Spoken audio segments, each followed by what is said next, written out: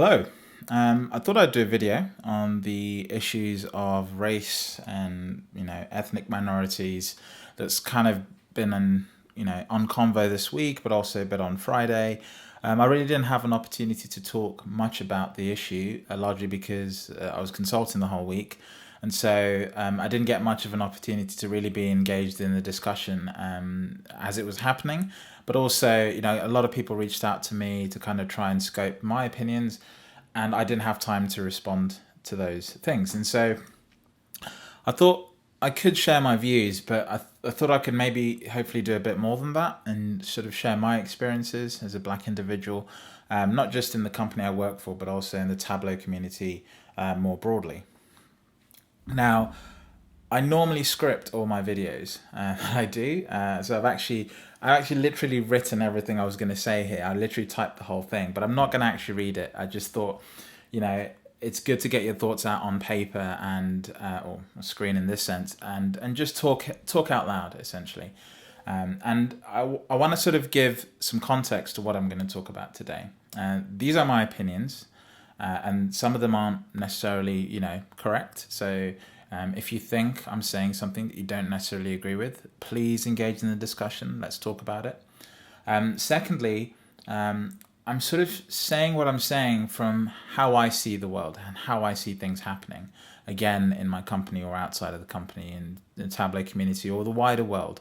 And so my experience is unique to me, and other people will have different experiences that they'll probably want to share as well. So highly encourage other people to sort of, come up to the plate and talk about their experiences, as they experience them or as it comes to them. Now, I wanted to sort of approach this discussion from three key areas. Opportunity is the first one, context is the second one, and the last one is about sort of education, but it's a little bit more than that. It's about education with a view of moving closer towards sort of intellectual empathy. And that's such a sounds like I'm so far up my own ass, but just bear with me and I'll explain sort of where I'm coming from. Okay, so I'll start first with opportunity. Now, I was born in Kenya, in Nairobi. So I'm actually an African, and I never identify as an African. I came to this country when I was about 5 years old. My parents migrated here a couple of years before that, and I came over a couple of years later. Now, the challenge I always had is, my parents followed the traditional sort of migrant story. They born in Nairobi in Kenya. There's not many opportunities, especially given sort of the context of what was happening in the country at the time.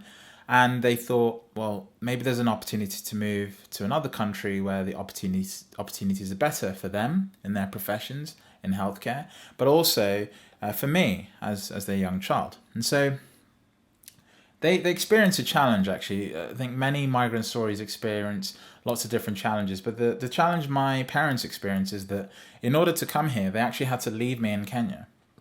And so for many of my formative years, from about 3 till about 5, my parents weren't actually there. And not because they didn't want to be there or they couldn't be there, is because they were trying to create a better opportunity for myself and themselves, from a family more broadly. Okay, and there's actually a funny story behind that, because when I actually did get the opportunity to come to the UK for the first time, they had to stay here for a bit of time without me, and then after a couple of years, I was actually able to go over. When I actually arrived in the UK, as a British Airways flight, I had an air hostess looking after me the whole way.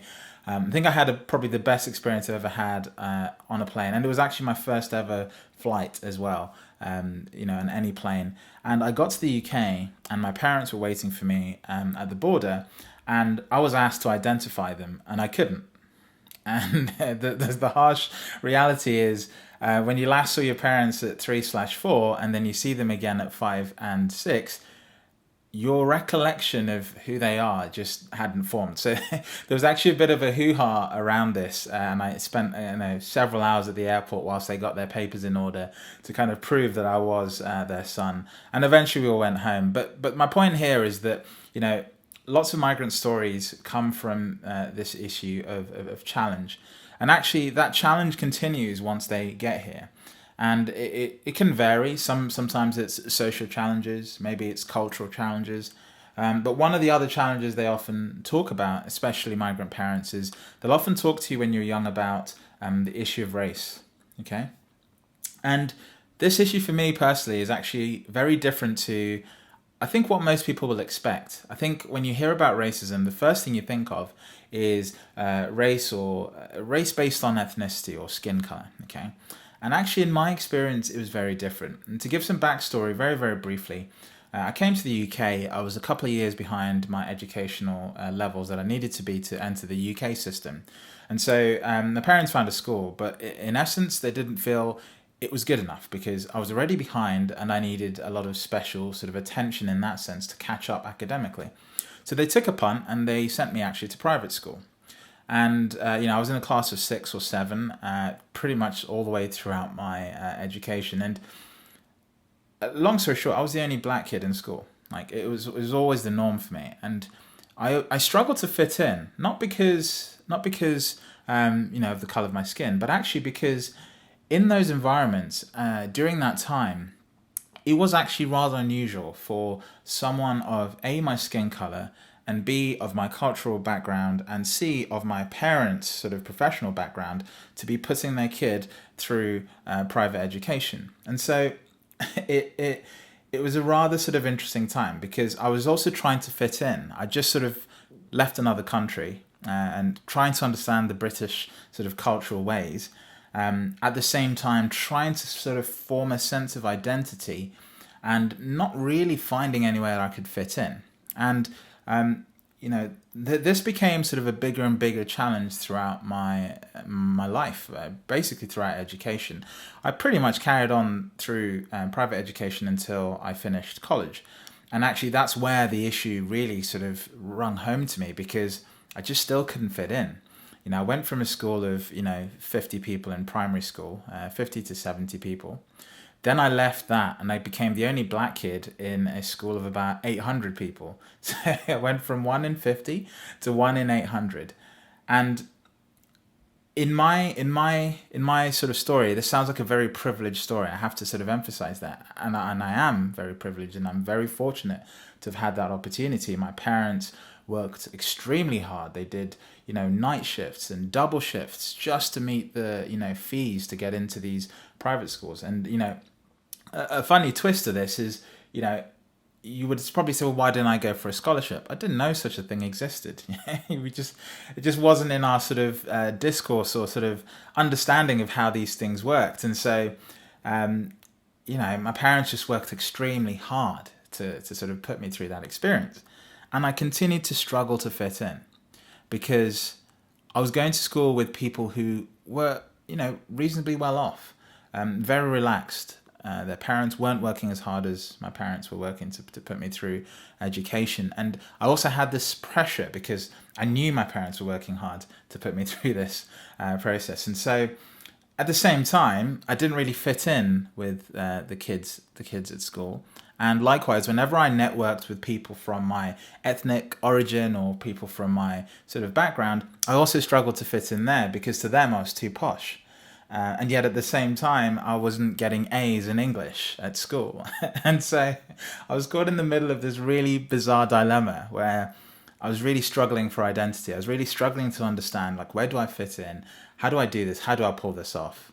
And eventually I went to university and I became one person in 12,000 students. But luckily, I wasn't the only black kid in school. In fact, at university, I experienced so many other cultural backgrounds and diverse backgrounds that's when I really started to realize that I flourished. I started to realize that, actually, I didn't have to struggle to fit in. I could just be myself. And that's when things started to click. I started, taking part in lots of different sort of activities and meeting new people.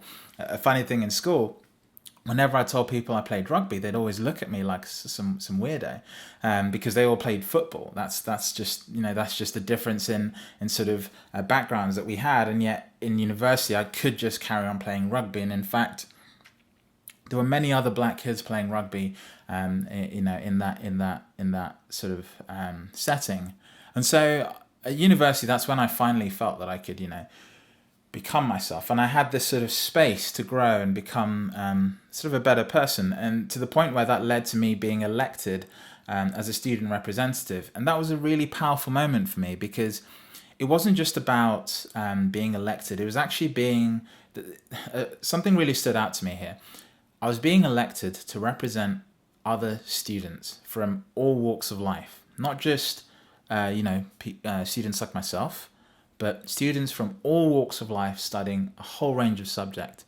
And that was the first time for me that I really realized that, that was an achievement that was born from my hard work and my ability to represent people, rather than anything that had sort of, restricted me from going for that opportunity because of the color of my skin. And so I just really grew into that role. I got re-elected to a second year, and then eventually I loved York so much I ended up staying there. And I never really experienced any racism, really, no outward racism. There was always a subtle racism, I have to say that.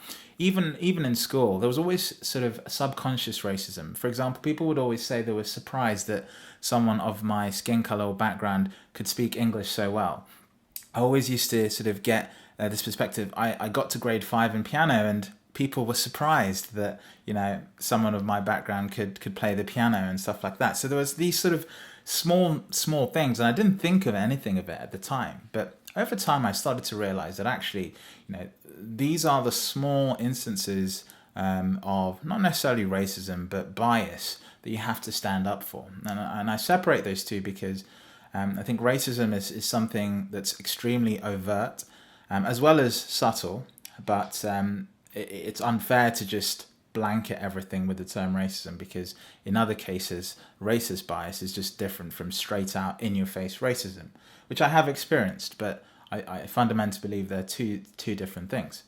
Now, if I push forward, I left York after about 7 years there, and I basically realized when I went freelance that university had created this bubble, a safety bubble almost, that where I could be myself. And then as soon as I went freelance and I was trying to put myself in front of new clients and potential clients, I really struggled.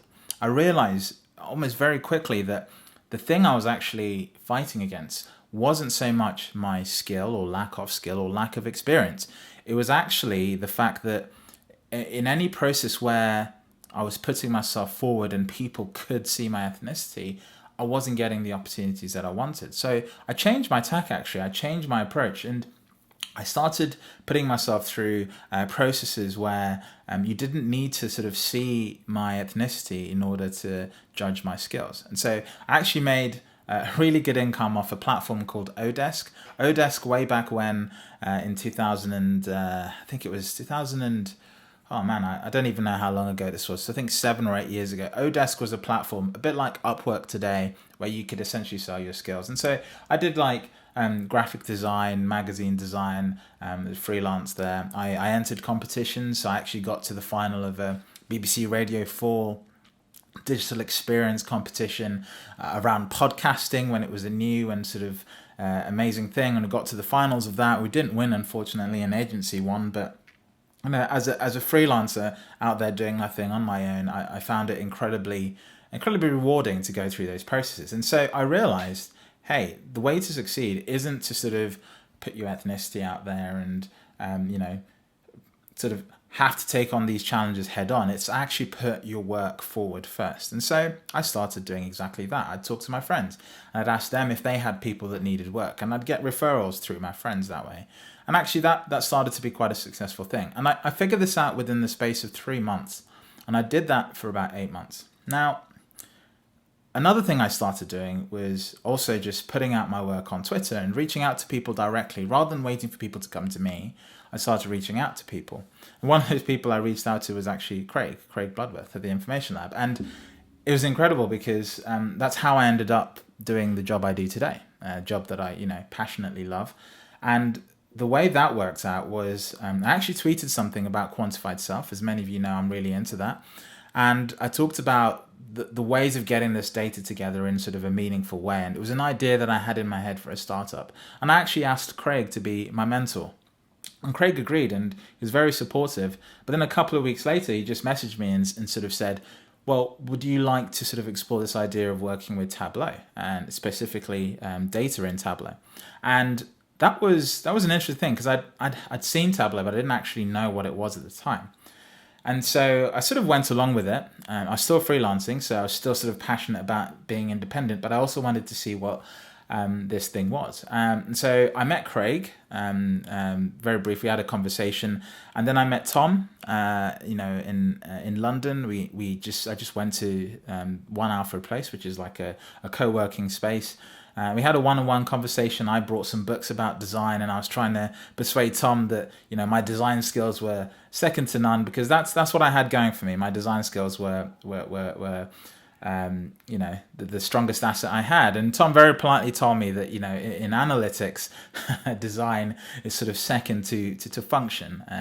And he's still really encouraged by my approach. Sort of suggested, well, okay, let's speak to another colleague. So I spoke to Robin. I actually met Robin in Starbucks, and that was an interesting experience, because I borrowed a netbook from my brother, because I didn't actually have a laptop. I had a desktop machine for design work, but I didn't have a laptop.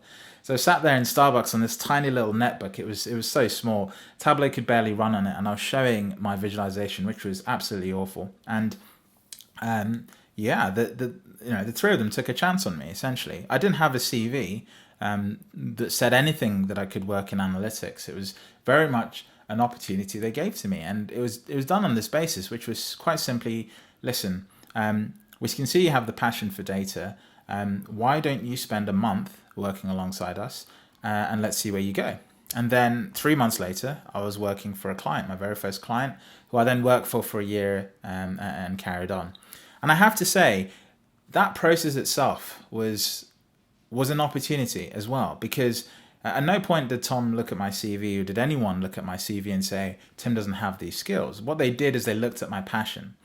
And so, to sort of round off the point I'm making here, throughout my life, any time where an opportunity has been available that looks at my skill set and what I'm capable of first, I've always taken it and I've always excelled. And I think that should be the context of I think how we start to look at solving this challenge.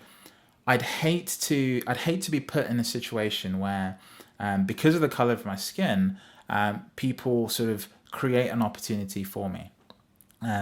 I wouldn't want to work in a place where because of the color of my skin, I had more opportunities than others, because then that's just the flip side of the current situation in society, right? It's the same thing the other way around. That's not what we want. And it's not just about people who are black. It's also about other ethnic minorities as well. And so we have to strive to create opportunities where people can quite simply show what they can do and excel in that way, and have chances and opportunities to do that.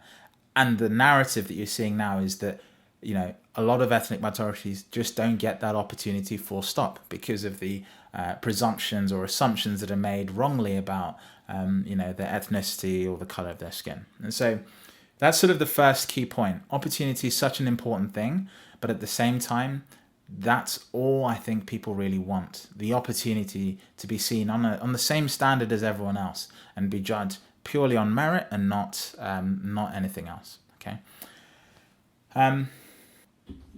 The next thing I wanted to touch on is context. And context is hard because it's an issue of relativity. Two people stood at the same point in life will look out into the world and see different things. It's just the way the world works. Okay. And when we look at this issue of race, especially in an organizational context or in the sense of the community, you have to understand that it's not as simple as just sort of joining the bandwagon and just amplifying the message. You have to do so in a way that's respectful of the context. And I say that as someone who, in real terms, compared to other people in this country or in the world who've suffered from racism, hasn't really suffered extreme racism in that sense. I've never been subject to that.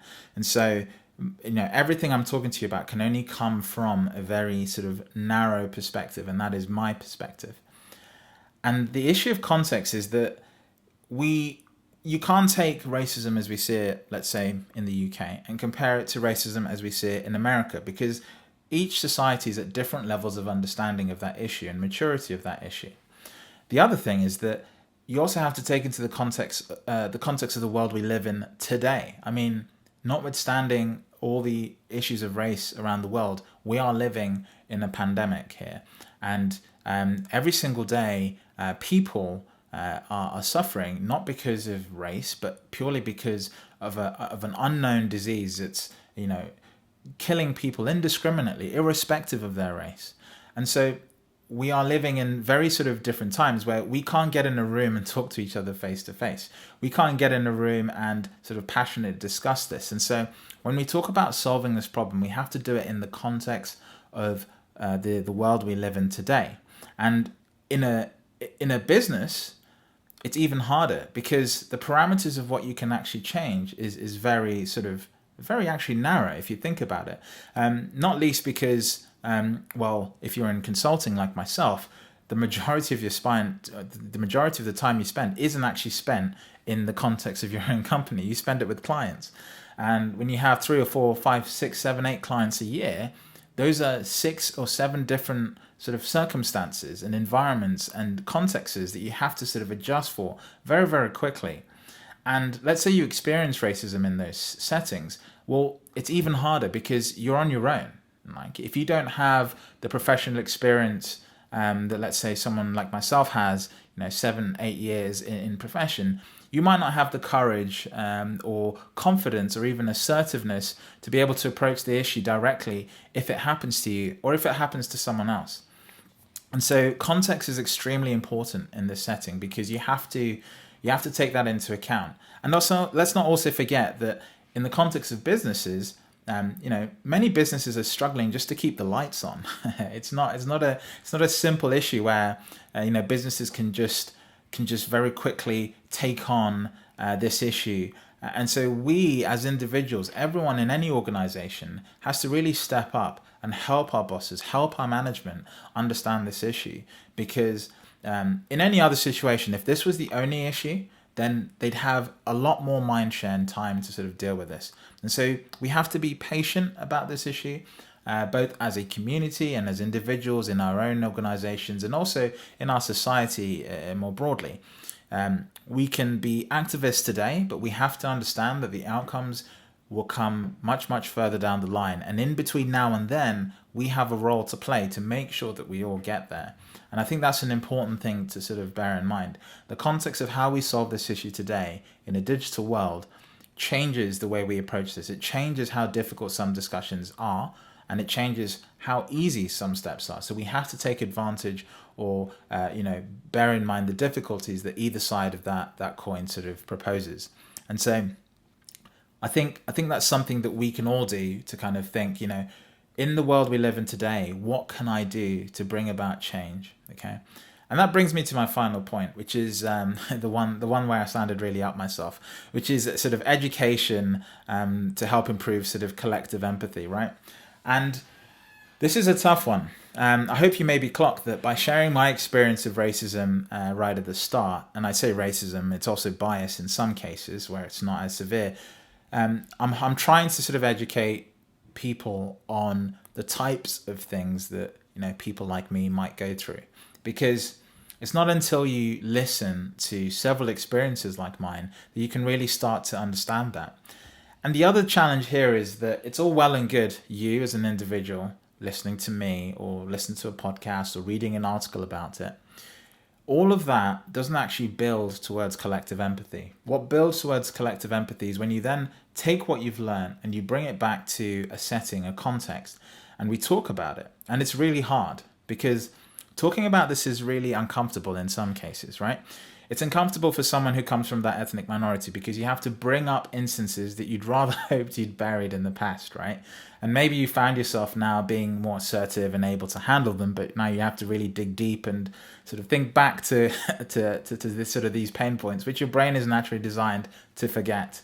And then on the flip side of that, the collective empathy only comes about when we talk about these things, we're not afraid to take on really tough subjects, right? Some of these are taboos. We have to talk about really difficult terms. We have to talk about really difficult scenarios. And at the same time, people are trying not to step on eggshells, right? I fully appreciate that. I bet you in this organization or in the community in general, there are people who are very careful of what they say. In fact, they'd rather not say anything for fear of saying the wrong thing. And that's actually the worst possible scenario to be in, because what that does is it brings about silence. And where there is silence, there is no action being taken. Like, most racism happens behind closed doors. And in those scenarios, it's exactly silence that perpetuates those situations long term. It's because no one says anything that those scenarios continue to happen. And so as a group, what we have to do is we have to be prepared to talk about uncomfortable things. We have to be prepared to come together to talk about that. And that's also hard given the context. You know, we can't come into a room and just talk to each other face to face. And then lastly, we have to bring that understanding back to a place where it's a collective understanding. Wherever setting you work in, whether it's at home in your family, with your colleagues at work or in the community, each of those settings need to have a collective understanding on this particular issue, so that when new people join, they not only subconsciously see that understanding playing out, consciously or directly, but they can also easily find how to understand that perspective. A simple example is, when you join an organization, how do you know what their view on racism is? Okay, you typically go to the formal place, which is the racial discrimination policy. The problem is that is a policy about what happens when something goes wrong. It's not a place to go and find what stance a company takes on racism in general before something has happened. And so that understanding is a collective understanding that we have to build. Maybe it's in a group of people's head, but every single time people come and go or join a community or leave a community, that is slowly sort of decaying ever so slowly over time.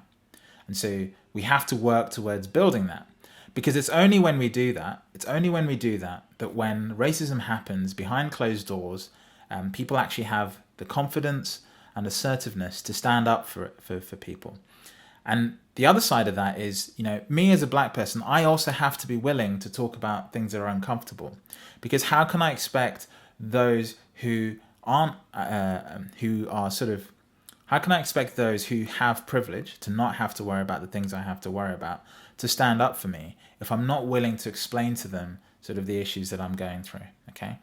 And so it's an uncomfortable place for everyone, but we have to talk about it. We have to do so in a constructive way, and we have to not be afraid to, potentially say the wrong thing, but know that we're in a supportive, understanding community where we're all learning. We always say there's never a silly question on Convo, right? Well, on this matter, there can't be a silly question either, right? We're all coming from a good place, and so we have to be able to talk about it, okay? So that's pretty much me. I don't have anything else to say. I've talked for a really long time here. I don't know how long I've been talking for. I hope it's not too long. But I think those are my thoughts so far. I'd really sort of be interested to see a discussion come out of this. I don't know where it will go. If you agree, disagree, let me know. Or talk more widely in the company about it. But also, I'm sorry it's taken this long to get these views out, because I feel like a few people did reach out to me to kind of, say something about this, and I just simply haven't had the time to say it until now. So yeah, that's pretty much it. That's me.